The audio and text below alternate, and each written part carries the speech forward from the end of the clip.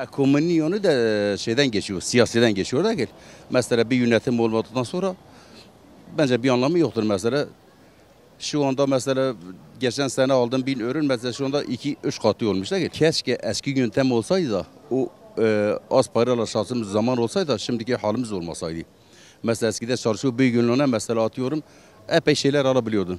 Şimdi bir ay çalışıyorsun 10 gün değil 10 gün 15 gün boş kalsan o paralar yanıyor gidiyor zaten. Peki sizce bunun çözümü nedir? Çözümü bu yönetim olduktan sonra zaten haliyle sorunumuz böyledir. Yani memnun değiliz yönetimden. Yani saraydaki maşallah paşa paşa oturup yiyor.